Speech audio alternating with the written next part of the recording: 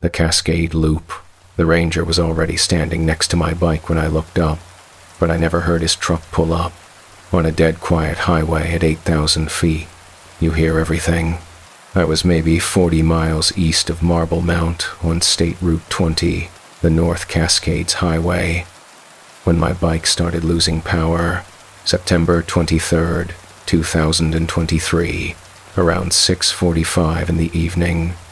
I'd been riding since concrete that morning, taking the long way around the Cascade Loop because I had 3 days off and nothing better to do than put miles on my Triumph and clear my head.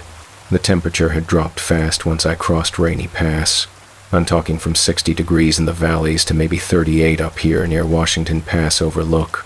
My breath was fogging my visor. I could smell pine resin and that particular cold rock scent you only get at elevation. The road curved through old-growth forest on one side, sheer granite faces on the other, and the sun was already dipping behind the peaks, turning everything that deep purple blue that means you've got maybe 20 minutes of usable light left. Then the engine started cutting out, not catastrophically, just a stumble here, a hesitation there. I downshifted, tried to keep momentum, but by the time I came around the next switchback, it was clear I wasn't making it to Winthrop. I pulled onto a narrow gravel turnout, one of those unmarked spots where maybe 2 cars could fit if they really tried, and killed the engine. Silence, absolute silence. No wind, no birds, no distant traffic, just that high-altitude quiet that makes your ears ring. I kicked the stand down, pulled off my helmet, and stood there in my riding gear trying to diagnose the problem. Fuel? Spark? Something electrical? I'm not a mechanic, but I know enough to check the basics. I crouched down, started looking over the bike, and that's when I should have heard it, the sound of a vehicle approaching, because when I stood back up, there he was, standing maybe 10 feet away, full park ranger uniform, dark green jacket, flat-brimmed hat, the whole official setup. He had a radio on his belt, a flashlight in his hand, and he was looking at me with what seemed like genuine concern. "Everything all right?" he asked. I actually flinched. Not because he startled me, but because he was just there. No engine sound, no door closing, no footsteps on gravel. On this stretch of road, you'd hear a vehicle coming from half a mile away. "Yeah," I said, trying to shake off the weird feeling. "Bike's acting up, probably just the cold." He nodded slowly. "Long way from anywhere up here. Sun's almost down. I know. I was trying to make it to Winthrop. Winthrop's another hour and a half on a bike." He tilted his head slightly. "You're not gonna make it before dark." The way he said it wasn't a question. It was a statement, like he knew. "Yeah, well, I'll figure it out," I said. "Might just need to let it sit for a minute. Could be the fuel line. Elevation does that sometimes. Vapor lock." He took a step closer, and I noticed his boots didn't make any sound on the gravel. "There's a ranger station about 6 miles back. We could get you sorted out there. I can give you a ride. Come back for the bike in the morning." I looked past him, scanning the turnout, the road, both directions. No vehicle. "Where's your truck?" I asked. "Just up the road," he said, gesturing vaguely west. "Pulled over when I saw you were stopped." "I didn't hear you pull up." He smiled. It was a normal smile, friendly even, but it didn't quite reach his eyes. "Radio's been crackling all day," he said, ignoring my observation. "Interference from the peaks. Makes everything sound weird up here." That didn't answer my question. "I appreciate the offer," I said carefully, "but I think I'll just wait it out, see if the bike starts up again." "Suit yourself." He shifted his weight, and I noticed something else. His shadow, cast by the last angled sunlight coming through the trees, was too long, or maybe too short. It didn't quite match his position. "How long you been a ranger up here?" I asked, testing. "Long enough to know you don't want to be on this road after dark, especially not broken down." "Why's that?" "Gets cold, real cold. and there's things that come down from the high country when the sun goes. The way he said things made my skin crawl. Things like what? He didn't answer, just watched me with that same flat expression. I turned back to my bike, pretending to check the fuel petcock, but really I was trying to figure out what the hell was going on. When I glanced back, he'd moved closer, not walked. Moved, like he'd been standing 5 feet away the entire time, even though I'd just seen him at 10. "You came from concrete this morning," he said. I froze. "How'd you know that?" "Saw your route map in your tank bag." My tank bag was closed. The map was folded inside, under the clear pocket, but you'd have to be standing directly over it to read the notations I'd made. "You've got family in Bellingham," he continued. "Tried to call them around noon, but couldn't get service." My phone was in my jacket pocket. I hadn't taken it out since Mazama. "Who are you?"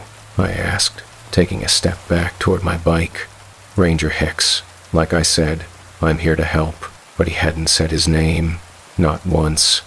"I think I'm good," I said, forcing my voice to stay level. "I'll wait for another car. Flag someone down. Hasn't been a car through here in 40 minutes, he said. "Won't be another for a while. Road's not traveled much this time of year." How would he know that? How long had he been watching? The light was fading fast now. The trees were turning into black silhouettes, and the temperature was dropping by the minute. I could see my breath coming out in short bursts. "The station's not far," he said again. "We can walk it if you want. Bring your gear." Walk 6 miles in the dark? I know a shortcut through the woods. Cuts it down to maybe 2 miles. Every survival instinct I had started screaming. "No thanks," I said. "I'll stick to the road." His expression didn't change, but something shifted in his posture, like he'd been pretending to be relaxed and now didn't need to anymore. "It's not safe on the road," he said, and this time his voice had a different quality, flatter, like he was reading from a script he'd half forgotten. "I'll take my chances. I really think you should come with me." It wasn't a suggestion anymore. I put my hand on my bike, ready to kick it over and try to start it even if it meant riding on a sputtering engine, but he took another step forward, and I saw his face in the last bit of direct sunlight. His eyes didn't blink, not once since he'd started talking. "I'm staying here," I said firmly. "I appreciate the offer, but I'm staying with my bike." He tilted his head again, that same mechanical gesture, and I realized he'd been doing it the entire conversation, like he was trying to mimic human body language but couldn't quite get the rhythm right. "You should come with me," he repeated, and this time there was a slight delay between his lips moving and the words coming out, like dubbed dialogue in a foreign film. I backed up until my legs hit the bike. "I'm not going anywhere with you." For a long moment, he just stood there, watching. Then he turned his head, just his head. His body stayed facing me, and looked west down the highway, toward the darkening mountains. "They'll be down soon," he said quietly. "When it's full dark, they'll smell the fuel, the oil. They'll know you're here." "Who's they?" He looked back at me, and I swear to God his neck rotated further than it should have. "You should come with me," he said for the 4th time, and I realized he was stuck in some kind of loop, like he only had so many phrases and he was cycling through them. That's when I heard it, a sound from the woods behind him. Not a footstep, exactly. More like something large moving through underbrush, but with a rhythm that was almost right but not quite. Too many legs, maybe. Or legs that bent in too many places. The ranger, or whatever he was, smiled again. "They're here," he said. "We should go now." "No, we should go now." I said no. His smile widened, and I saw that his teeth were too uniform, too white, like dentures that didn't quite fit. "We should go now," he said a 3rd time, and started walking toward me. I grabbed my helmet, swung my leg over the bike, and hit the starter. Nothing. "We should go now," he said, now only 6 feet away. I hit the starter again. The engine coughed, sputtered, and died. "We should go now. 4 feet. The sound in the woods was getting closer. Multiple sources now, moving through the trees on both sides of the road. I could see shadows shifting in the gaps between trunks, but they didn't move right. They flowed more than walked. I pulled the choke, said a prayer to every deity I could think of, and hammered the starter button. The engine caught. It ran rough, misfiring on at least one cylinder, but it ran. I didn't wait to see what the Ranger would do. I dropped it into first, dumped the clutch, and the bike lurched forward onto the highway. Gravel sprayed behind me as I accelerated, the engine screaming in protest, backfiring every few seconds. In my mirror, I saw him standing in the turnout, perfectly still, watching me go. And then he was gone. Not walked away, just gone. 1 second there, the next just empty road. I didn't slow down. I rode that bike hard, ignoring the misfires, ignoring the way the engine threatened to die every time I touched the throttle. The road curved down through switchbacks, and I took them too fast, leaning hard, boots scraping asphalt. Behind me, I kept seeing movement in the trees, shapes that paralleled my route, keeping pace even though I was doing 50 miles per hour on a winding mountain road. They never quite resolved into anything solid, just darkness that moved wrong. Then I came around a curve and saw lights ahead, a rest area, one of those official highway pullouts with bathroom facilities and a big wooden sign. There were 2 RVs parked there, and a family was standing around a picnic table, cooking on a camp stove. I barely slowed down as I passed them, but I looked back once. The shapes in the trees had stopped at the edge of the rest area, like there was an invisible line they couldn't cross. They paced back and forth along the tree line, and even at that distance I could see they weren't right. Too tall, moving on, too many joints. I rode another hour, all the way to Winthrop, before I felt safe enough to stop. The bike died permanently in the parking lot of a Super 8 motel. I got a room, locked the door, and sat on the bed with all the lights on until sunrise. The next morning, I called a tow truck and had the bike hauled to a shop in town. The mechanic found nothing wrong with it. Fuel system was fine. Spark was fine. He started it up on the second try and said it ran perfectly. I didn't argue with him. Before I left Winthrop, I stopped at the ranger station and asked about a ranger Hicks working the North Cascades Highway. The woman at the desk checked her computer and said there was no one by that name. She asked if I wanted to file a report. I said no, but I described him anyway. The uniform, the flat-brimmed hat, the too white smile. She got quiet for a moment, then pulled out a file from a drawer. "Was this him?" she asked, showing me a photo. It was him. Exactly him. "Yeah," I said. "Who is he?" She closed the file. "That's Michael Hicks. He was a ranger here in the 90s. Went missing in 2002 while doing a solo patrol on the North Cascades Highway. They found his truck at a turnout near Washington Pass. Never found him." "What turnout?" She pulled out a map and pointed. It was the exact spot where my bike had died. "We get reports about him sometimes," she said quietly. "People see him on the road. Always offers to help. Always tries to lead them into the woods." She looked at me seriously. "You didn't follow him, did you?" "No." "Good. The ones who follow him don't usually make it back to the road." I left after that. Rode back to Seattle on surface streets, avoiding the mountains entirely. I still ride. I still take long trips. But I don't ride the Cascade Loop anymore. And if I ever break down on a mountain highway at dusk, if someone shows up to help and I never heard them arrive, I won't ask questions.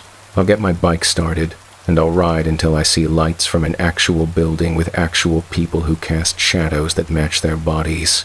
Because up in those mountains, there are things that wear ranger uniforms, things that know your route before you tell them, things that mimic and watch and wait for you to follow them into the trees.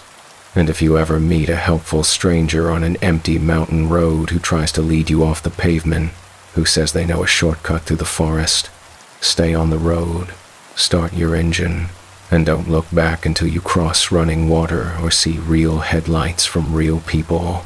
Because the things in the North Cascades, they can't follow past certain boundaries. But they'll wait at the edge. They'll wait for years if they have to, and they'll be wearing the face of someone who tried to help once, a long time ago. If you've got stories about encounters in remote places, or if you've seen things on empty roads that didn't make sense, drop them in the comments. And if this one kept you on edge, hit that like button and subscribe, because there are plenty more shadows to explore, and I'll be bringing them to you. The Ho River Trail. My camp was already set up when I arrived. My tent, my configuration, my stakes in the exact pattern I always use. I was still carrying everything on my back. October 15th, 2023.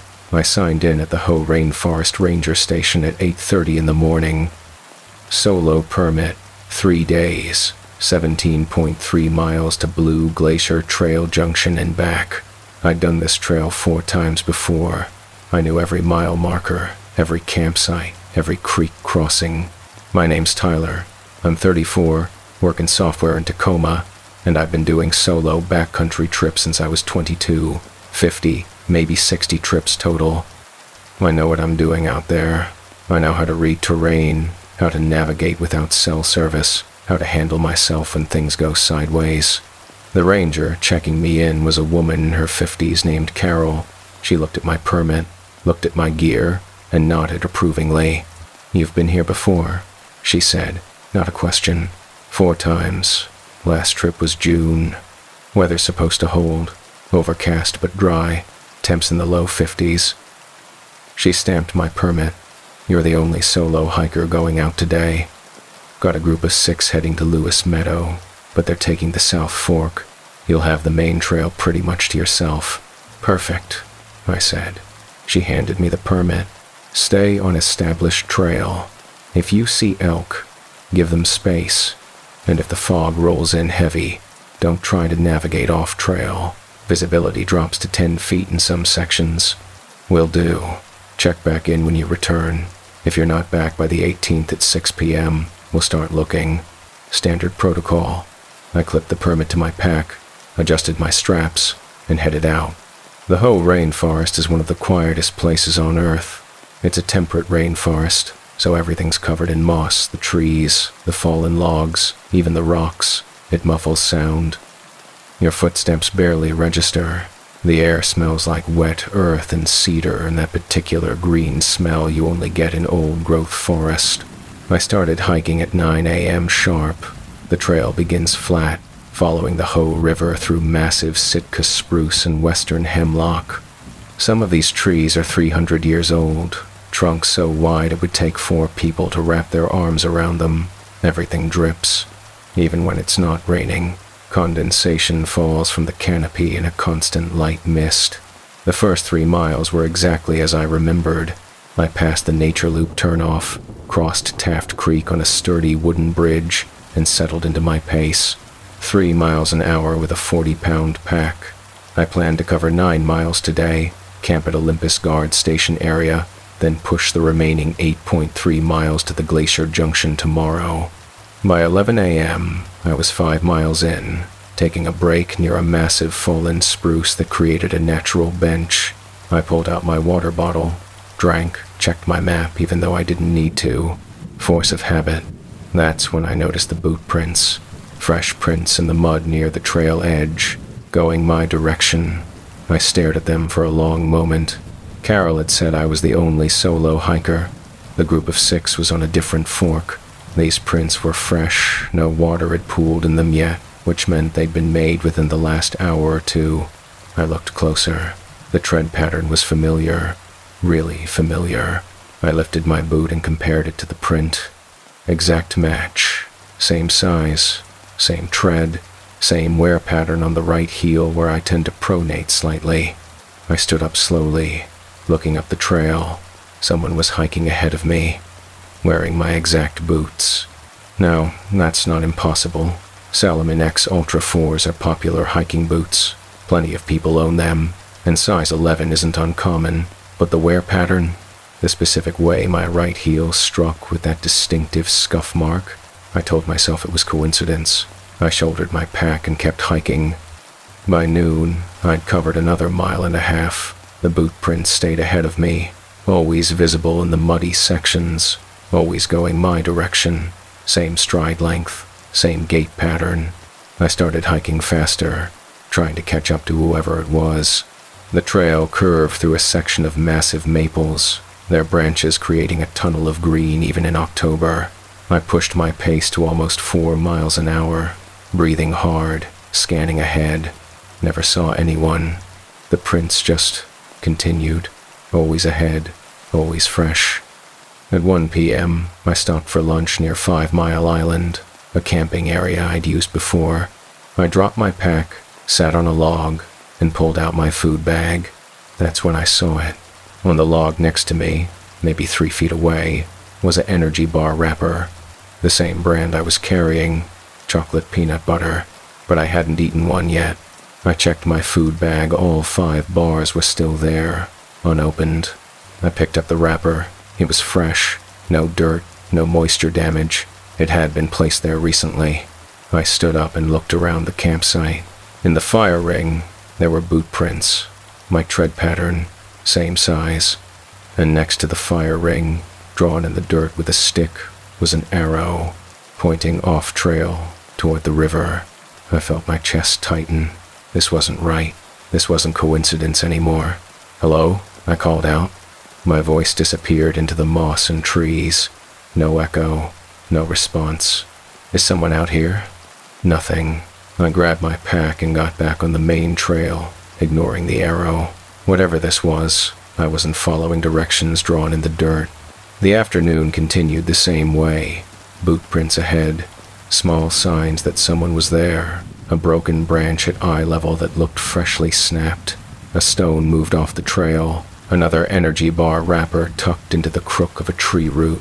Always my brand, always placed where I'd see it. By 4 p.m., I was approaching the Olympus Guard Station area, my planned camp for the night. The trail opened up into a clearing with several established tent sites, a bear box for food storage, and a pit toilet. I came around the final bend and stopped dead. My tent was already set up. Not just any tent, my tent. Same model, same color, a big Agnes copper spur, but more than that, it was set up in my exact configuration. I always pitch with the door facing east. I always place my stakes at 45-degree angles. I always position the tent with the vestibule toward the nearest tree. This tent was set up exactly that way. I was still carrying my tent on my back. I could feel the weight of it in my pack. I approached slowly, every nerve on high alert. The tent was real, physical. I touched the rain fly. It was taut, properly staked, the fabric slightly damp from the ambient moisture. I unzipped the vestibule. Inside was empty. No sleeping bag, no gear, nothing. Just an empty tent shell, perfectly assembled. I backed away and looked around the campsite. Boot prints everywhere. My tread pattern, circling the tent, approaching the bear box, walking to the pit toilet. On the ground near the fire ring, arranged in a neat line, were 3 items. My water filter, same brand, same model. My headlamp, same make, same color. My camp stove, same manufacturer, same setup. I checked my pack. All 3 items were still inside, exactly where I'd packed them. "Who are you?" I shouted into the forest. "What do you want?" No answer. Just the quiet drip of condensation and the distant sound of the river. I stood there for a long time, trying to decide what to do. Part of me wanted to turn around and hike out immediately, but it was already 4:30, and hiking 9 miles in fading light wasn't smart. I'd be on the trail in full darkness by mile 4, and navigating this terrain at night was asking for a twisted ankle or worse. I had 2 choices: camp here with the duplicate tent, or push further up the trail and risk darkness. I chose to camp, but I didn't use the tent that was already set up. I set up my own tent on the opposite side of the clearing, as far from the duplicate as possible. I kept my knife clipped to my belt and my headlamp around my neck. As I assembled my tent, I watched the other one. It didn't move, didn't change, just sat there, perfectly normal except for the fact that it shouldn't exist. I cooked dinner on my stove, ramen with dehydrated vegetables, and ate quickly, watching the tree line. The sun was setting behind the canopy, turning everything gray and shadowed. At 7 p.m., I heard something. Footsteps. Not on the main trail, somewhere in the forest, east of my position. Heavy steps, crunching through underbrush. I stood up, grabbing my headlamp but not turning it on yet. The footsteps continued. Steady rhythm, coming closer. Then they stopped. Silence. I waited, barely breathing. Then I heard my own voice. "Tyler," it called from the darkness. "You there?" My blood went cold. It was my voice. Not similar, not close. Exact. Same pitch, same inflection, same slight rasp I get from years of talking in dry office air. "Tyler, I need help." My voice called again. "I'm hurt." I didn't respond. I stood frozen, staring into the darkening trees. "Please," my voice said, and now it sounded pained. "I think I broke my ankle. I'm just past the tree line. Can you help me?"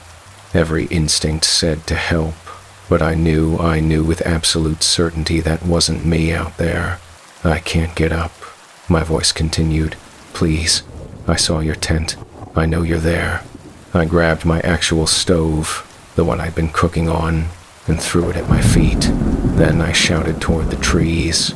"I'm right here. My stove is at my feet. If you can see me, describe it." Silence. Then, "Please help me." Same plea, same tone, but it hadn't answered my question. "Describe my stove," I shouted again. Nothing. "Tell me what I'm wearing." The forest went quiet. No more calls, no more footsteps. I stood there until full darkness fell, then retreated into my tent. I didn't sleep. I sat with my knife in one hand and my headlamp in the other, listening. Around midnight, I heard the other tent unzip, slowly, methodically, the sound of the zipper teeth separating, one by one. I aimed my headlamp at it but didn't turn it on yet. In the ambient darkness, I could barely see the outline of the other tent. The door flap was opening. Something crawled out. I hit my headlamp. The beam illuminated the tent entrance. The flap was fully open. The interior was empty, but the boot prints and the dirt around it were fresh. Wet mud pressed into clear tread patterns, leading from the tent door toward the forest, toward my tent. I backed against the far wall of my shelter, knife ready. The footsteps circled my tent. Slowly, I could hear the slight squelch of mud under boots, the occasional crack of a twig. Then they stopped directly outside my door. I waited, not breathing, staring at the tent fabric. A shadow appeared on the rainfly, the silhouette of a person standing just outside, backlit by nothing. There was no moon tonight, no light source, but the shadow was there, crisp and clear. It raised one hand and pressed against the tent fabric. The material bowed inward, the handprint clearly visible, 5 fingers, normal proportions, then a second hand, and a third, and a fourth, too many hands, all pressing against my tent from the outside, the fabric straining inward. I slashed at the nearest handprint with my knife. The blade connected with nothing, just tent fabric. The handprints disappeared instantly, and the footsteps retreated into the forest at a run. I didn't sleep at all that night. At first light, 5:45 a.m., I packed everything in record time. I didn't eat breakfast, didn't boil water for coffee, just stuffed everything into my pack and got on the trail. The other tent was gone. No trace of it. No stakes, no footprints, no pressed down vegetation where it had been. Just undisturbed forest floor, like it had never existed. I started hiking back toward the trailhead. Forget the glacier junction. Forget the rest of the trip. I wanted out. But as I hiked, I realized the boot prints ahead of me were still there, going deeper into the forest, away from the trailhead. I was hiking south, back toward the ranger station. The prints were heading north, toward the glacier. That meant whatever was making them was ahead of me on the trail, but going the wrong direction. Unless I stopped and looked behind me. Fresh boot prints. My tread pattern coming from the direction I'd just walked, following me. I spun back around and started hiking faster, 4 miles per hour, then 4.5. My pack bounced painfully, straps digging into my shoulders, but I didn't care. The trail stretched ahead, winding through the cathedral of trees. I kept my eyes on the path, watching for the prints. They stayed behind me now, following, getting closer. At one point, I glanced back and saw a figure on the trail, maybe 50 yards back, wearing my exact gear, my pack, my jacket, my hat. I couldn't see its face. The distance was too great, and the forest light was dim, but it stood there, motionless, watching. I ran, not a jog, a full sprint, pack bouncing, breath ragged, boots pounding the soft trail. I ran through sections I'd hiked carefully the day before, jumped over roots, splashed through a creek crossing without bothering with the rocks. The figure kept pace. I'd look back and it would be the same distance behind me, 50 yards, never closer, never farther. At 8:30 a.m., I burst into the parking area at the trailhead. There were 2 cars there, mine and one other. An older couple was unloading gear from their trunk, preparing for a day hike. I stopped running and turned around. The trail behind me was empty. The man looked at me with concern. "You okay, son?" I was bent over, gasping, drenched in sweat despite the cold morning air. "Yeah, I managed. Yeah, just pushed it hard." "Long trip?" "Was supposed to be 3 days. Cut it short." The woman smiled. "The hoe can do that sometimes. Gets in your head if you're out there alone too long." I nodded, not trusting myself to explain. I checked in at the ranger station. Carol was there again, looked surprised to see me. "Back early," she observed. "Yeah, wasn't feeling it." She studied my face. "See anything unusual out there?" The way she asked, like she expected a certain answer. "Why do you ask?" She pulled out a file from her desk drawer, opened it. Inside were several incident reports, all from the past 5 years. "We get reports sometimes," she said quietly. "Solo hikers. They see things on the Hoh River Trail, someone matching their description, wearing their gear, always staying ahead of them or behind them. Some people follow the figure off trail.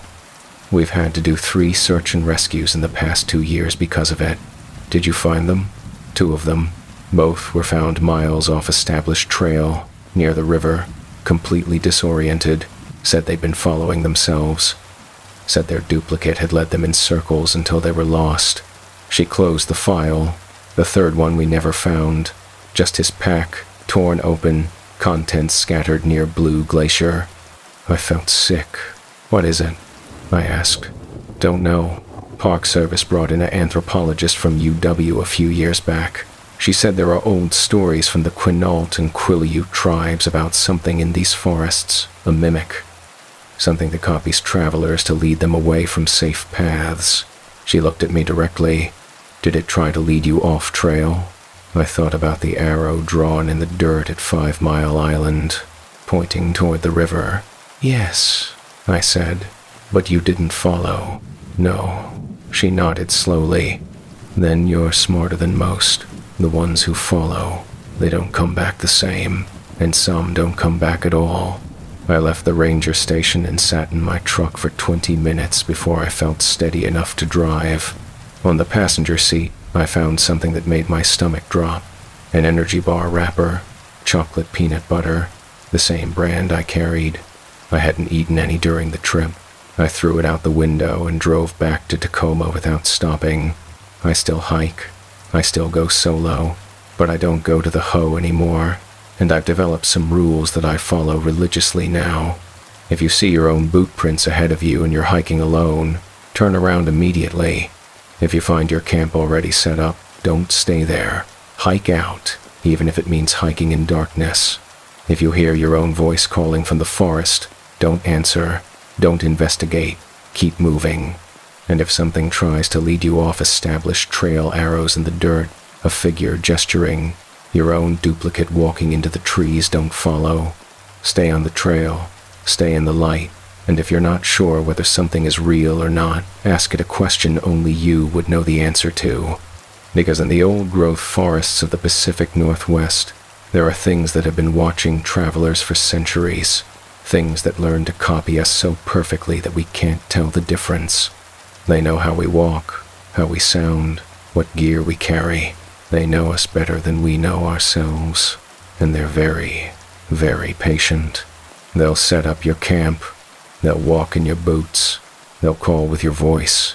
All you have to do is follow, and if you do, you'll end up miles from anywhere, surrounded by trees that all look the same, following yourself in circles until you forget which one is real. So, if you ever find yourself alone in the deep forest, and you see someone up ahead wearing your exact gear, don't try to catch up. Turn around, get to the trailhead, and don't look back, because the thing walking in your boots isn't you. It's just wearing your skin from the outside in. If you've had strange encounters on wilderness trails, or if you've seen something that copied you a little too perfectly, share your story in the comments. And if this one made you think twice about solo hiking, hit that like button and subscribe. There are more trails to explore, and some of them have things waiting that you won't find on any map. The Salmon Run. The man standing in the river was wearing my brother's jacket, the same jacket I'd scattered his ashes in 3 years ago. November 3rd, 2023. I was on assignment for Pacific Northwest Wildlife magazine, documenting the Lake Coho Salmon Run on the Skycomish River. 3 days, solo camping at a permitted site near the Beckler River confluence, about 40 miles east of Everett. My name's Kyle. I'm a freelance wildlife photographer, 31 years old, based out of Bellingham. I've done this kind of work for 8 years, sleeping in my truck, hiking into remote locations, spending days in a blind waiting for the right shot. I know how to be alone in the wilderness. I know how to stay safe. The Skycomish is one of the best salmon streams in Washington. Every fall, thousands of coho return from the ocean to spawn. By early November, most of the run is finished, but there's a late wave that comes through, and that's what the magazine wanted. Photos of the stragglers, the last fish pushing upstream, eagles feeding on the spawned-out carcasses. I pulled into the dirt access road at 1:15 p.m. on November 3rd. The site was primitive, just a cleared area big enough for 2 vehicles, a fire ring, and access to the river. The Skycomish was running high and fast, swollen from recent rain. The water was that particular gray-green color you get in glacial-fed rivers, and I could hear it from 100 yards away, a constant low roar. The forecast was dry for 3 days, temps in the low 40s at night, maybe 50 during the day. Perfect conditions. I set up my camp methodically. 4-season tent, rated for cold weather, sleeping bag, cooking gear, camera equipment in waterproof cases. I always bring more gear than I need: backup batteries, backup memory cards, a satellite communicator in case something goes wrong. By 3 p.m., I was down by the river with my camera, scouting locations. The salmon were there. I could see them in the shallows, big coho pushing upstream, their bodies dark red and green, their hooked jaws distinctive. Some were already dying, their skin pale and deteriorating, but still fighting to reach their spawning grounds. I spent the afternoon shooting, got some good images of a bald eagle perching on a dead snag, watching the river. Got a series of a spawning pair, the female digging her red in the gravel while the male hovered nearby. The light started fading around 4:30. I packed up my gear and headed back to camp. That's when I saw him. Downstream, maybe 200 yards, a man was standing in the river, knee-deep in the current, not moving, just standing there, facing upstream. He was wearing a dark green jacket, the same color, the same cut as the North Face jacket my brother used to wear, the same jacket he'd been wearing when he drowned in the Sauk River in 2020. I stopped walking, staring at the figure. It was too far to see details, just a silhouette in the fading light, but something about the posture, the way he stood with his hands at his sides. I raised my camera and zoomed in. Through the viewfinder, I could see him more clearly. Dark green jacket, jeans, hiking boots. His face was turned away, looking upriver. I took a photo. The shutter clicked. The figure's head turned toward me. Even at 200 yards, even in the dim light, I felt him looking directly at me. I lowered the camera, suddenly uncomfortable. The figure didn't move, just stood there in the current, staring. I turned and walked back to camp, telling myself it was another photographer, another fisherman, someone else documenting the salmon run, but I couldn't shake the image of that jacket. I'd bought it for my brother, Jake, for his 28th birthday. He'd loved that jacket, wore it constantly. When he died, when his kayak flipped in high water and he couldn't roll back up, when the current held him under for the 3.5 minutes it took for him to drown, he was wearing it. We never recovered his body, just the kayak found wedged against a log jam 5 miles downstream. I'd kept the jacket, couldn't bring myself to get rid of it. Finally, 3 years later, I'd taken it to the Sky Comish, not the Sauk. Couldn't face the Sauk and scattered his ashes there. Then I'd left the jacket on a rock by the water's edge, a symbolic letting go. When I came back the next day, the jacket was gone. I'd assumed someone had taken it, or the river had claimed it. I made dinner at camp, dehydrated chili, instant coffee, and tried to focus on editing the day's photos, but my mind kept going back to the figure in the river. At 8 p.m., I heard something outside my tent. Footsteps, heavy boots on gravel. I unzipped the tent flap and looked out. The campsite was empty. My truck was 20 feet away, locked. The fire ring was cold. The river roared in the background, but there were wet boot prints leading from the direction of the river to my tent. Fresh prints, water still pooling in them. They stopped directly in front of my tent door, then turned and walked back toward the river. I grabbed my flashlight and followed the prints. They led down to the water's edge, then disappeared into the current. I swept my flashlight across the river. The beam caught something on the opposite bank. A figure, standing motionless, watching, dark green jacket. "Jake?" I called out, the word escaping before I could stop it. The figure didn't respond, didn't move. My heart was hammering. I knew it wasn't Jake. Jake was dead. I'd mourned him, scattered his ashes, tried to move on, but the figure was wearing his jacket. "Who are you?" I shouted. The figure raised one hand, slow, deliberate, waving. Then it turned and walked into the forest, disappearing into the darkness. I stood there for a long time, flashlight beam cutting through the mist rising off the river, trying to make sense of what I'd seen. Finally, I went back to my tent. I didn't sleep. I sat with my satellite communicator in my hand, ready to call for help if I needed to. Nothing else happened that night. At first light, 6:20 a.m., I got out of my tent and checked the campsite. The boot prints from the night before were still there, dried now in the cold morning air. I followed them to the water's edge again.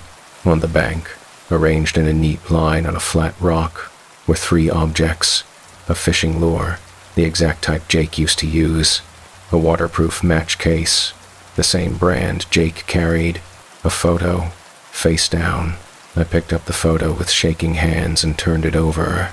It was a picture of me and Jake from 5 years ago. We were standing by a river, this river, the Sky Comish holding up a coho salmon Jake had just caught, both of us grinning. I had a copy of this photo, in a frame at my apartment, but this print was soaked, water damaged, like it had been submerged for years. I dropped it and backed away from the rock. "This isn't real," I said aloud. "This isn't happening." From downstream, I heard my brother's voice. "Kyle." Clear, unmistakable. Jake's voice, the same slight rasp he'd had from years of smoking. "Kyle, help me." I turned toward the sound. Downstream, maybe 100 yards, the figure was standing in the river again. Same spot as yesterday. Dark green jacket, knee-deep in current. "I'm stuck," Jake's voice called. Current's too strong. Help me. Every instinct told me to help. It was my brother's voice, my brother's jacket, my brother calling for help. But Jake was dead. I grabbed my camera and zoomed in on the figure. Through the lens, I could see him clearly now. The jacket, the posture, the build all matched Jake.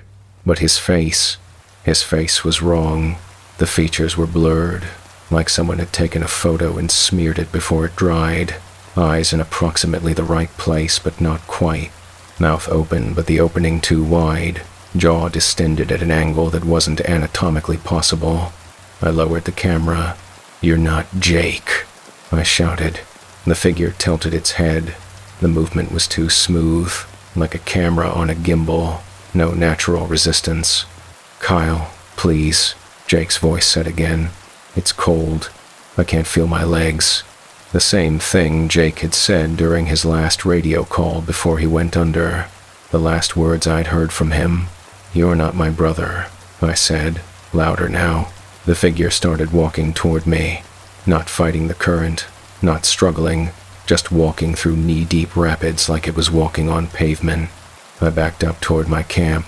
The figure kept coming, out of the water now, boots splashing through the shallows, stepping onto the bank. I could see it clearly in the morning light. It was wearing Jake's jacket, Jake's jeans, Jake's boots, but the hands emerging from the sleeves were too long. The fingers had too many joints. And the face, God, the face was trying to be Jake's face, but it couldn't quite get it right. The skin texture was off. The eyes were the wrong color, too pale, almost white. The mouth kept moving even when it wasn't speaking, like it was practicing expressions. "Help me," it said with Jake's voice, but this time the lips didn't sync with the words. I ran, grabbed my camera bag and my satellite communicator, left everything else, ran for my truck. Behind me, I heard splashing, footsteps, moving faster than walking, faster than running. I reached my truck, fumbled with the keys, got the door open. The figure was 20 feet behind me. I jumped in, slammed the door, locked it. The figure stopped at the edge of the clearing, 10 feet from my truck, just standing there. This close, I could see details I wished I couldn't. The jacket was rotting, covered in river algae, holes in the fabric, the zipper corroded. The jeans were shredded below the knees, exposing what should have been legs but looked more like twisted driftwood, covered in slick moss. The boots were full of water. I could see it sloshing out with each slight movement. And the face, it was trying so hard to look like Jake. The same brown hair, the same build, but the proportions were wrong. Eyes too far apart, nose too flat, mouth too wide, revealing teeth that were too white and too uniform, like tiles. "Kyle," it said, and this time I could see that the voice wasn't coming from its mouth. The mouth moved out of sync, like a badly dubbed film. The voice seemed to come from inside its chest, hollow and echoing. "Why did you leave me?" Jake's voice asked. "Why didn't you save me?" My hands were shaking on the steering wheel. "You're not Jake," I said, voice cracking. "I called for help," it continued. "I was drowning. You could have saved me." That wasn't true. I wasn't there when Jake drowned. I was 200 miles away in Bellingham. I got the call from the sheriff 3 hours after they pulled his kayak from the water. "I wasn't there," I said. "I couldn't have saved you." The figure tilted its head again, that unnatural, smooth motion. "Come to the river," it said. "I want to show you something." "No, come to the river, Kyle. I'm waiting for you. You're not my brother." It smiled, the mouth stretched too wide, the corners extending past where the jaw should end, revealing rows of those two white teeth. "Come to the river," it said a third time. Then it turned and walked back toward the water, not hurried, not slow, just a steady, purposeful walk. At the river's edge, it stopped and looked back at me. Then it stepped into the current and disappeared beneath the surface. I sat in my truck for 2 hours, engine running, heater blasting, hands gripping the steering wheel. Finally, I started driving. Left all my camping gear, left my tent, my sleeping bag, everything except my camera bag and satellite communicator. I drove straight to the Skycomish Ranger Station in Skycomish Town. Got there at 9:45 a.m. The ranger on duty was a young guy, maybe 25, named Eric. "I need to report something," I said. He looked at me, probably saw how shaken I was, and gestured to a chair. I told him everything: the figure in the river, the voice, the jacket, the objects on the rock. He listened without interrupting. When I finished, he pulled out a file. "You're not the first," he said quietly. Inside the file were incident reports, 6 of them, all from the past 4 years, all from the Skycomish River, all in the November to February time frame. "People see things out there," Eric explained. "Usually it's someone they knew who drowned. We've had 4 reports of people seeing deceased relatives near the river. 2 of those people tried to follow the figure into the water. We pulled them out hypothermic, disoriented. They said the figure led them into the current and then disappeared." "What is it?" I asked. "The Skycomish tribes have stories," he said, "about something that lives in the salmon rivers. They call it different names, but the core story is the same. It's something that mimics the dead, takes the form of people who drowned, lures others into the water." "Why?" He shrugged. "The stories say it's hungry. Some say it feeds on grief. Others say it collects the drowned. All I know is that every year we get reports, and every year someone almost drowns trying to follow it." He pulled out a map and marked several locations along the river. "These are the spots where we've had encounters. Notice anything?" I looked at the marks. They were all near deep pools, places where the current slowed and eddied, places where a body might get trapped underwater. "Drowning sites," I said. "Exactly.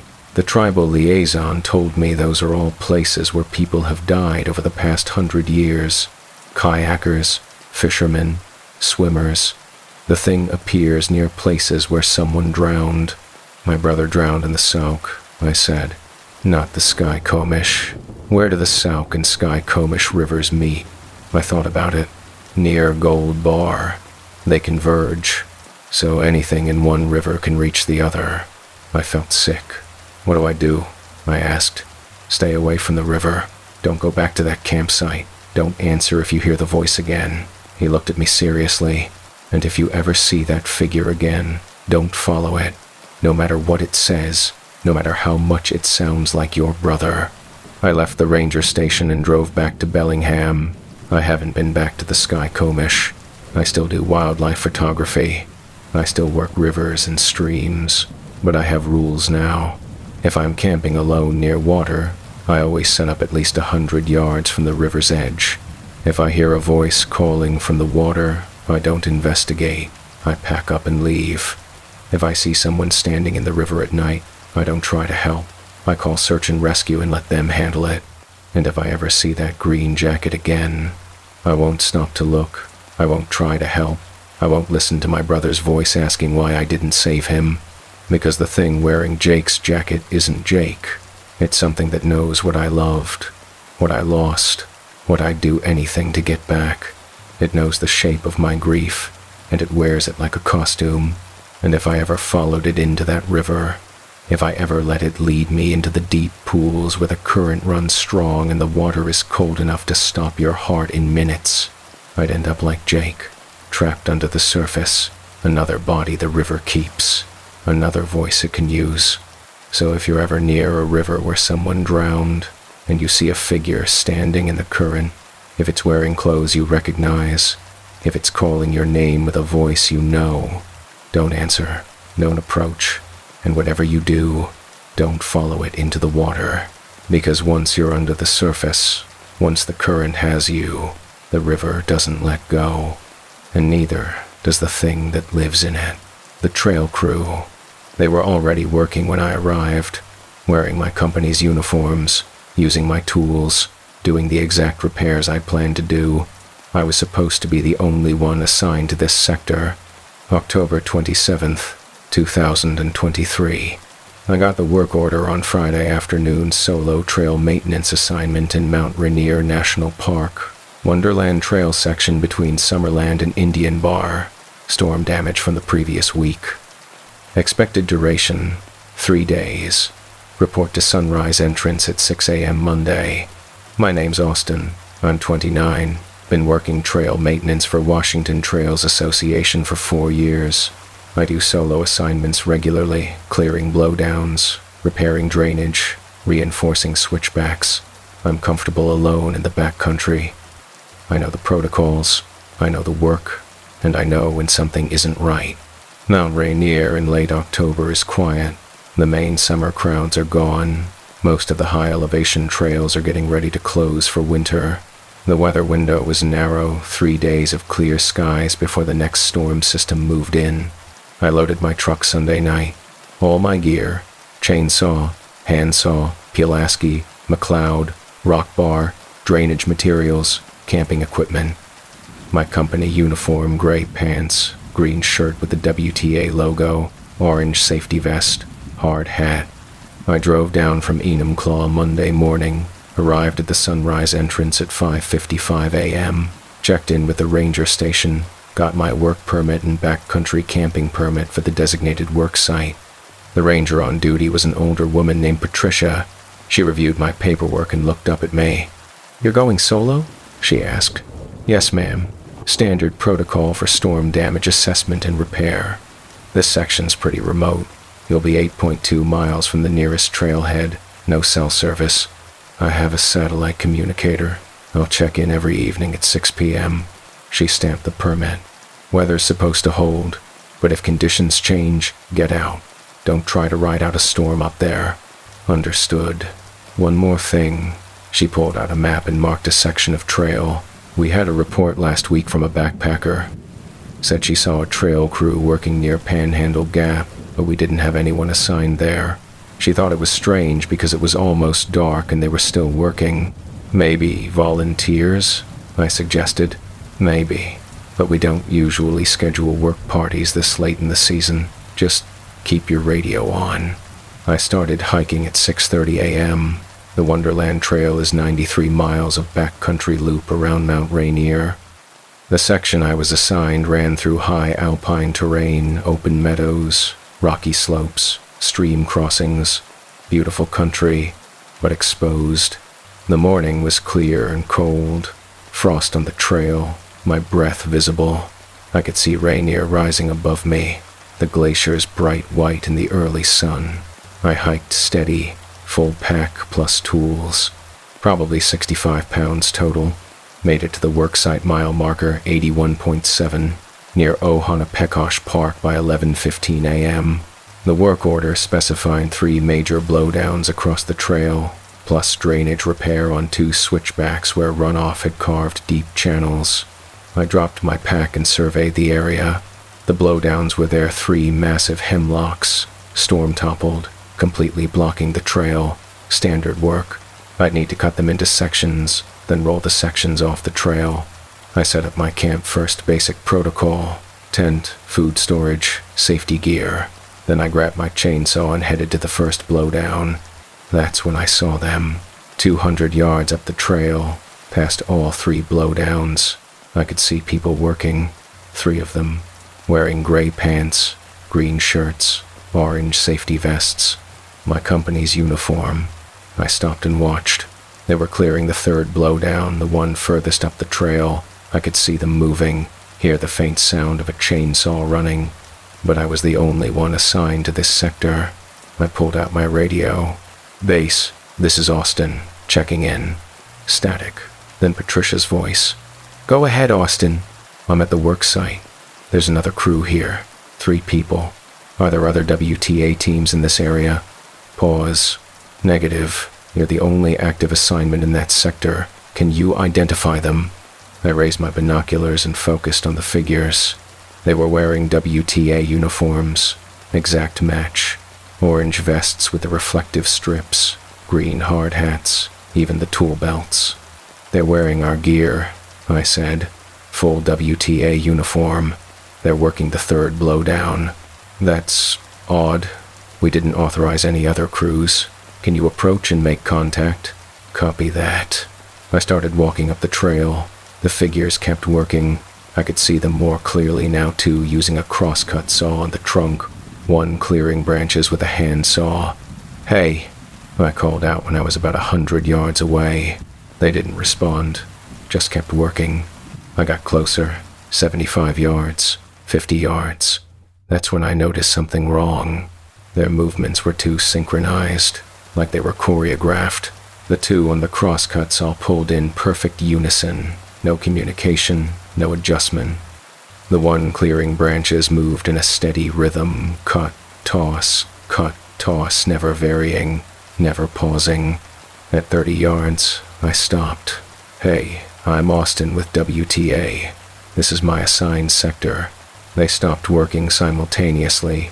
All three straightened up at the exact same moment and turned to face me. I couldn't see their faces. They were too far, and the shadows from their hard hats obscured their features. One of them raised a hand and waved, slow, deliberate. Then all three turned back to the tree and resumed working. Same synchronized movements, same perfect rhythm. Who authorized your crew? I shouted. No response. I took a step forward. That's when I saw their tools. The crosscut saw they were using was identical to mine. Same manufacturer, same worn handle grip on the left side, same replacement blade I'd installed 3 months ago. My saw was still in my pack back at camp. I pulled out my radio. Base, something's wrong here. What's going on, Austin? The crew. They're using my tools. The same tools I have in my pack. That doesn't make sense. Oh, I know.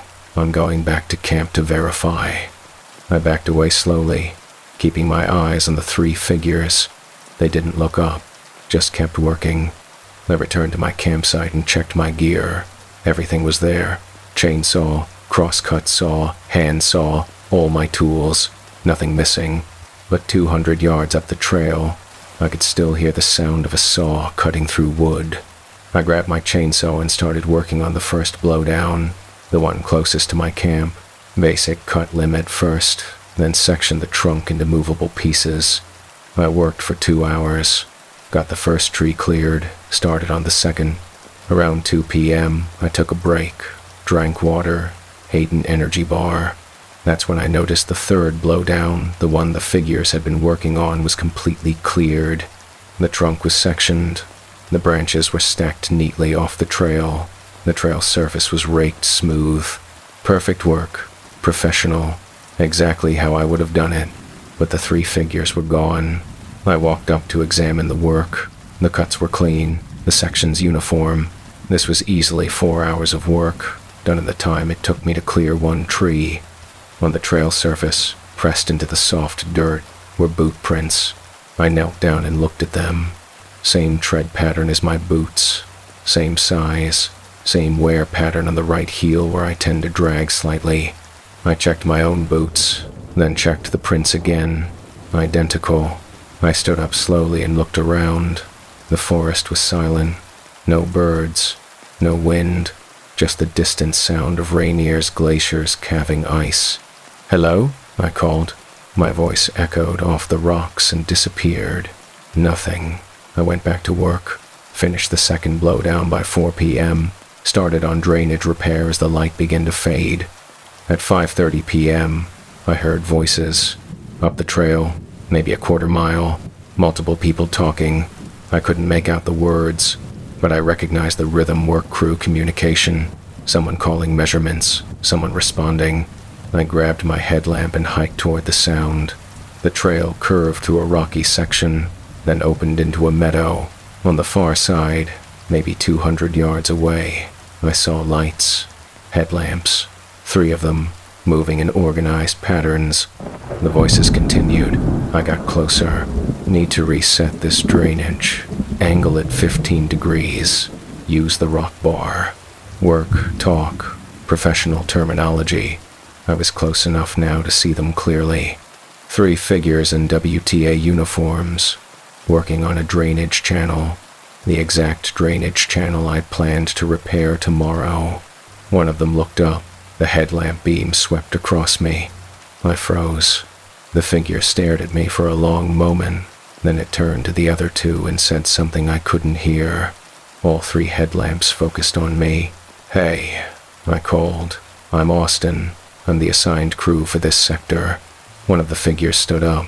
It was too dark to see details, just a silhouette backlit by the other headlamps. "We know," it said. The voice was strange, flat, like someone reading from a script. "Who are you with?" I asked. "WTA," it answered. "What's your supervisor's name?" Pause. "We don't have a supervisor. Every crew has a supervisor." "Who assigned you here?" "We assigned ourselves." The other 2 figures stood up. All 3 started walking toward me. Slowly, deliberately. Their headlamps stayed fixed on me, not bouncing with their steps like normal walking would cause. "Stop," I said. "Stay where you are." They kept walking. I said stop. They were 50 feet away now, close enough that I should be able to see their faces. But their faces were wrong. The features were there. Eyes, nose, mouth, but they looked painted on, like mannequins, like someone had studied human faces and tried to recreate them but couldn't quite get the details right.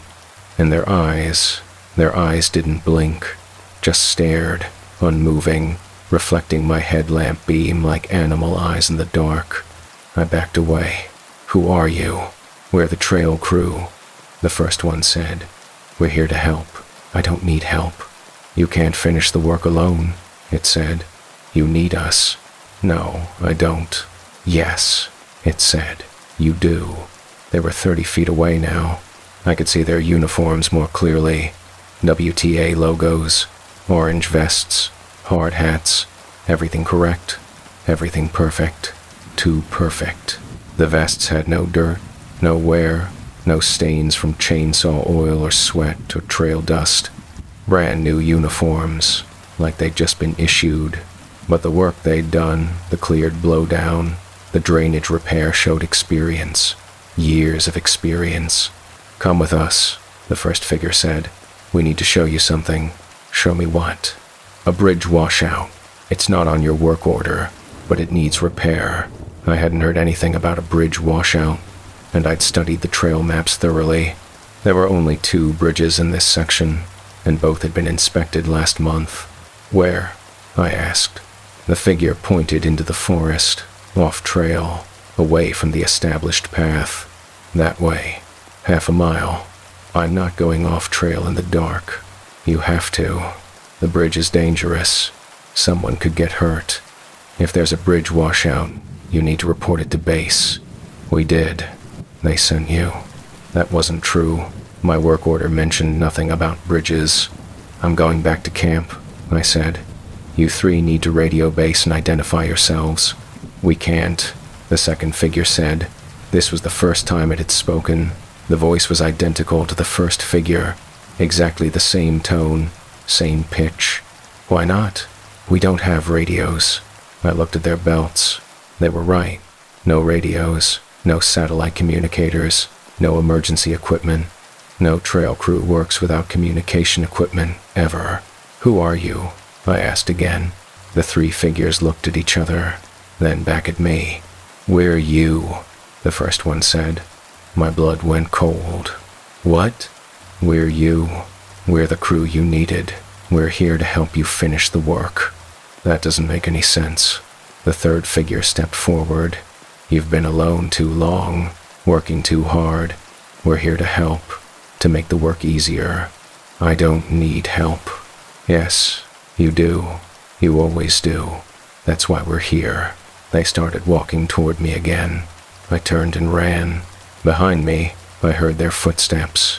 Not running, just walking, but somehow keeping pace. I ran down the trail, headlamp beam bouncing wildly, back toward my camp. My heart hammered. My breath came in gasps. I could hear them behind me. 3 sets of boots on packed trail. Never faster, never slower, just steadily following. I reached my camp and dove into my tent, zipped it shut, grabbed my radio. "Base, base, this is Austin, emergency." Static. Then Patricia's voice. "Austin, what's wrong? There are 3 people following me. They're not real. They're not. Slow down. What do you mean they're not real? They're wearing WTA uniforms, but they're not human. I don't know what they are. Austin, are you in danger?" "I don't know. They followed me back to camp. Can you see them now?" I looked through the mesh window of my tent. 3 silhouettes stood at the edge of my campsite, 30 feet away, just standing there, their headlamps pointed at my tent. "They're outside my tent," I whispered. "I'm sending a ranger team. Can you hold out until morning?" "I don't know. Stay in your tent. Keep your radio on. I'll stay on the line with you." The 3 figures stood motionless for hours. I watched them through the tent mesh, radio clutched in my hand. Around midnight, they started moving, not toward me, around the campsite, circling. Their headlamps created moving shadows through the tent fabric. Then they started working. I could hear it clearly. The sound of tools on wood, a saw cutting, the thunk of an axe. "What are they doing?" Patricia asked through the radio. "They're working, cutting wood. I can hear them." "In the middle of the night?" "Yes." The sounds continued for 2 hours, then stopped. Silence. I waited, barely breathing. At 2:15 a.m., I heard my own voice outside the tent. "Austin," it called. "We finished the work. Come see." I didn't respond. "Austin, we did what you asked. Come see." "I didn't ask you to do anything," I whispered. "Yes, you did," my voice said.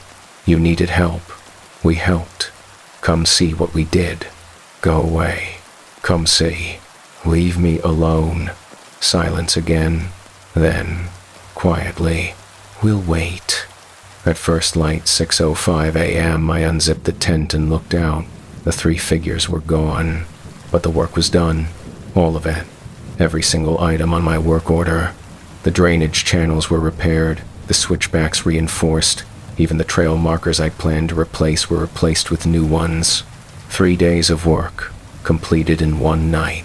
The tools were arranged neatly beside my tent, cleaned, organized, ready for transport.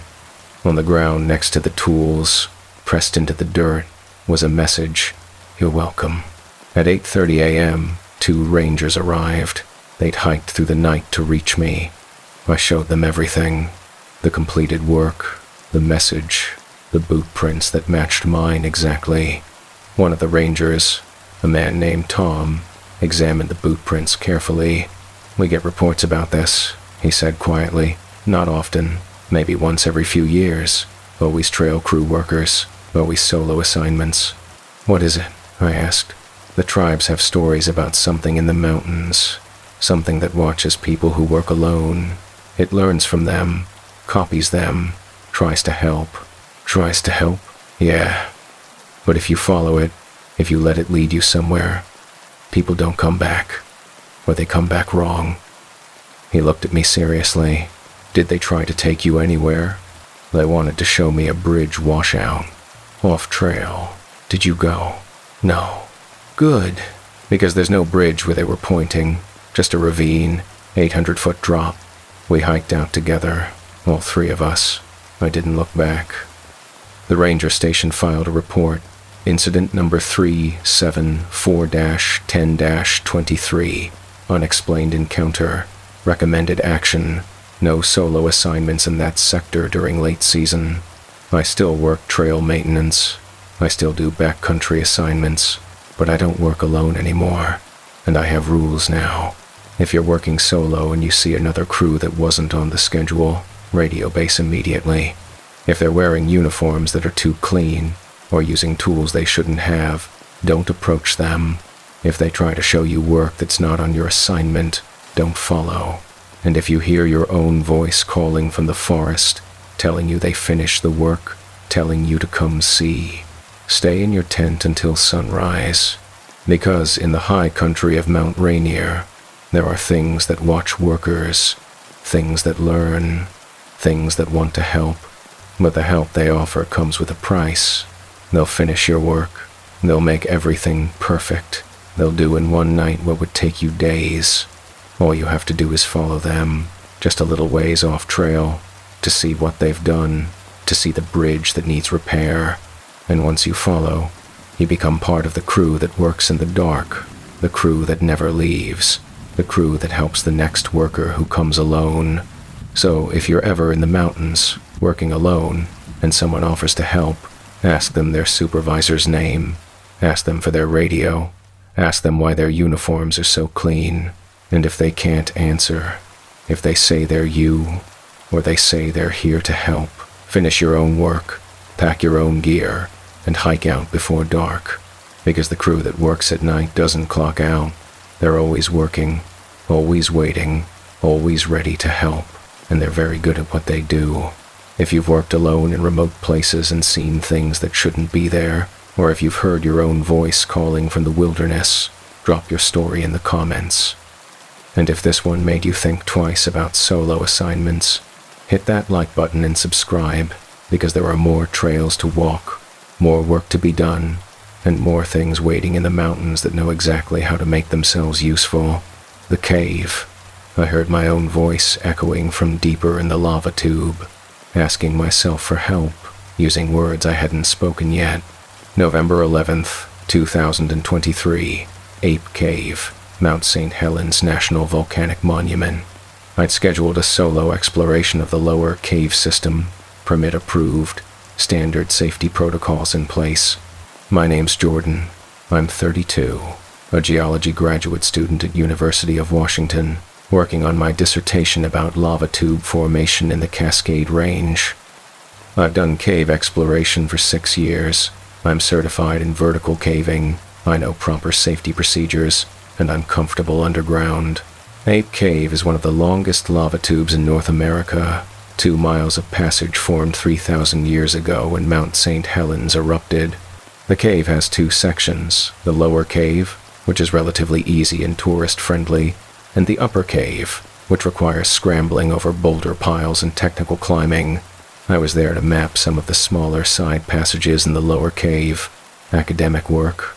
I had my equipment helmet with mounted lights, backup headlamp, GPS logger, laser measuring device, notebook, emergency supplies.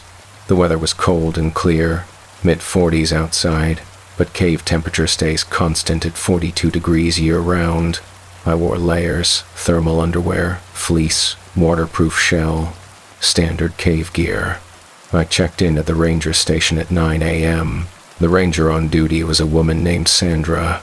She reviewed my permit and checked my equipment. "You going solo?" she asked. "Yes, ma'am. I've done this cave 4 times, just mapping some side passages for my research." "How long do you expect to be down there?" 4 to 5 hours. I'll be out by 2 p.m. latest." She made a note on my permit. "Radio check when you're at the entrance, and when you exit. If we don't hear from you by 3 p.m., we'll send someone in." "Understood." "One thing." She pulled out a logbook and showed me an entry from 3 days earlier. "We had a caver report something odd. Said he heard voices in the meatball section. Thought it was another group, but when he went to investigate, no one was there." "Echoes, maybe?" I suggested. "That's what we figured, but the acoustics in Ape Cave are weird.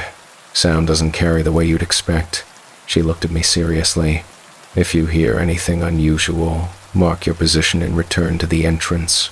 "Will do." I hiked the half-mile trail to the cave entrance. The opening is a collapsed section of lava tube, a huge skylight maybe 60 feet across, with a metal staircase descending into darkness. At the bottom of the stairs, I did my radio check. "Base, this is Jordan at Ape Cave entrance." "Copy. Jordan. Stay safe down there." I clicked on my helmet lights and entered the cave. The lower cave starts as a wide passage maybe 20 feet across, 12 feet high. The floor is relatively smooth, covered in breakdown rock and dirt. The walls are rough basalt, frozen ripples from when molten lava flowed through 3 millennia ago. It's quiet underground, not silent. You can hear water dripping, the occasional sound of settling rock, but quiet in a way that makes you aware of your own breathing, your own heartbeat. I moved carefully, checking my GPS logger, marking my route. The main passage continues straight for about half a mile before it narrows and eventually closes off. My research focused on some of the smaller side passages tubes that branched off the main flow. I'd identified 3 that needed detailed mapping.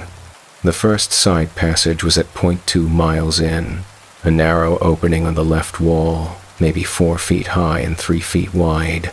I'd explored it briefly on a previous trip. It extended about 50 feet before becoming too tight to continue. I crouched down and entered, taking measurements, photographing the wall formations. That's when I heard it, a voice, distant, echoing from somewhere deeper in the cave system. I stopped moving and listened. The voice came again, calling out, "Hello." It was faint, distorted by the cave acoustics. Could be another caver. Maybe someone in the upper cave whose voice was carrying through unmapped connections. I backed out of the side passage and returned to the main tube. "Hello?" I called back. My voice echoed down the passage and faded. No response. I continued mapping, moving deeper into the cave. At 0.4 miles, I reached the second side passage. This one was larger, 6 feet high, 4 feet wide. It curved to the right and extended about 80 feet before narrowing. I entered and began taking measurements. The voice came again. "Help." Closer now, and clearer. I stopped and aimed my helmet light back toward the main passage. "Is someone there?" I shouted. Silence. Then, "Help me." The voice sounded strained, like someone injured or in distress. "Where are you?" I called. "I'm stuck. In the passage. I can't move." Cave rescue scenario. Someone had gone into a tight passage and couldn't back out. It happens. People underestimate how tight spaces can be. Panic sets in. They wedge themselves. "Keep talking," I shouted. "I'll follow your voice." I exited the side passage and moved down the main tube, following the sound. "Help," the voice called. "I'm scared. I'm coming. Keep calling. Help me. Please." The voice was coming from ahead, somewhere past the 0.6 mile marker. The passage was narrowing now, the ceiling lowering. I had to duck in places, step carefully over breakdown. "Where are you?" I called. "Here. I'm here." I reached a section where the passage split. The main tube continued straight, but there was a smaller passage branching left. The voice was coming from the left branch. I entered carefully. This passage was tighter, maybe 5 feet high, 3 feet wide. The floor sloped downward slightly. "I'm coming," I shouted. "Can you see my light?" "Yes," the voice said. "I can see it." I moved forward, light sweeping the passage ahead. "Where exactly are you?" "Right here." The voice was close now, maybe 30 feet ahead, but I couldn't see anyone. I stopped and aimed my light carefully, scanning every surface. The passage ahead was empty. "I don't see you," I called. "Where are you?" "Right here," the voice repeated. "Please help me." Something was wrong. The voice was too close. If someone was 30 feet ahead, I should see them. The passage was straight, no obstructions. "Can you describe where you are?" I asked. "What do you see around you?" "It's dark. I'm in a tight space. I can't move." "Standard descriptions. Nothing specific." "What color is your helmet?" I asked. Pause. Then, "Please help me." It didn't answer the question. "Tell me what color your helmet is," I said again, louder. "Help me. I'm scared." Same plea. No answer to my question. I backed up slowly, keeping my light aimed forward. "I'm going to get rescue equipment," I said. "Stay where you are. Don't leave me," the voice said. "Please don't leave me." I continued backing up. That's when I realized something. The voice was following me. As I moved backward, the voice stayed the same distance away, still calling from 30 feet ahead, even though I was retreating. "Help me," it called. "Why are you leaving?" I reached the main passage and turned around, walking quickly back toward the entrance. Behind me, the voice continued. "Come back. Please come back. I need help." I didn't respond, just kept moving, checking my GPS, following my mapped route. The voice grew fainter as I moved away, but it didn't stop. "Help. Please. Don't leave me." I reached the .4-mile marker and stopped to catch my breath. Silence now. The voice had stopped. I pulled out my radio. "Base, this is Jordan." Static. No response. I was too deep in the cave. Radio signals couldn't penetrate this much rock. I'd have to go back to the entrance to report this. I started moving again, faster now. The main passage stretched ahead, familiar and straight. That's when I heard footsteps behind me. Not the voice. Footsteps. Boots on rock. Someone walking. I spun around, light cutting through the darkness. Nothing. Empty passage. But the footsteps continued, getting closer. I started running. Not smart in a cave, easy to trip, easy to hit your head, but instinct over road training. The footsteps matched my pace, running when I ran, stopping when I stopped. I reached the entrance area, the metal staircase visible ahead, daylight streaming down from the skylight opening. I climbed the stairs as fast as I could, taking them two at a time. At the top, I burst into daylight and stopped, gasping. I looked back down into the cave. A figure was standing at the bottom of the stairs, wearing my exact gear, my helmet, my jacket, my pants. But its face, I couldn't see its face clearly. The helmet light was too bright, creating a glare, but something about the proportions was wrong. Head slightly too large, shoulders slightly too wide. It stood there for a long moment, staring up at me. Then it raised one hand and waved, slowly, deliberately. Then it turned and walked back into the darkness. I ran to the ranger station. Sandra was at the desk. She looked up, saw my face, and stood immediately. What happened? I told her everything. The voice, the footsteps, the figure at the bottom of the stairs. She listened without interrupting. When I finished, she pulled out the logbook again and showed me more entries. 6 reports over the past 3 years, all describing similar experiences. Voices in the cave, someone calling for help, figures that looked like the cavers themselves. "What is it?" I asked. "We don't know. The tribes won't talk about Ape Cave much. But there's an old story about something that lives in the deep places, something that learned to mimic people who go underground." "Why?" "To lead them deeper. The cave system has unmapped sections, side passages that haven't been explored. If someone follows the voice far enough..." She trailed off. "What happens?" 3 years ago, a caver went missing. Experienced guy, had all the right gear. He told his partner he heard someone calling for help and went to investigate. The partner waited at the entrance. The missing caver never came back. "Did you search?" "For 2 weeks. Brought in the best cave rescue teams in the state. We found his equipment scattered through a side passage at the .7-mile marker. His helmet, his pack, his rope, but no body."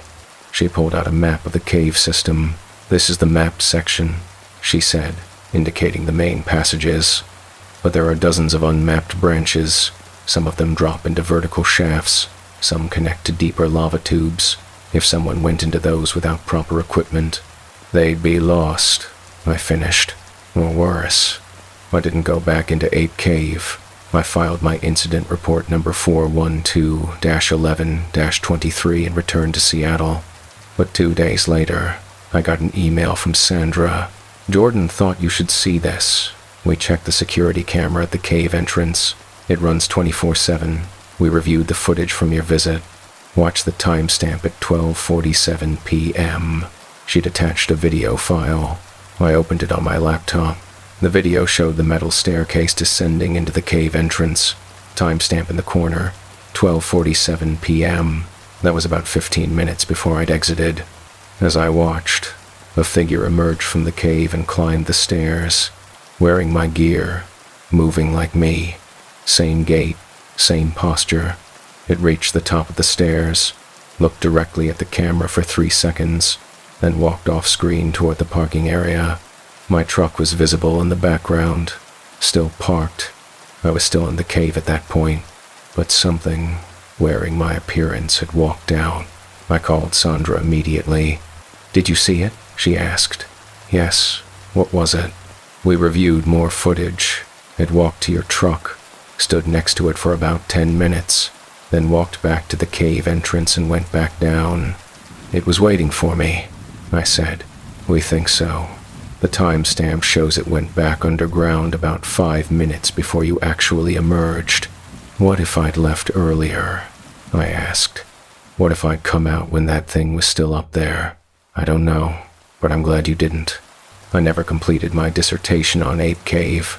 I shifted my research to surface geology. Haven't been in a cave since.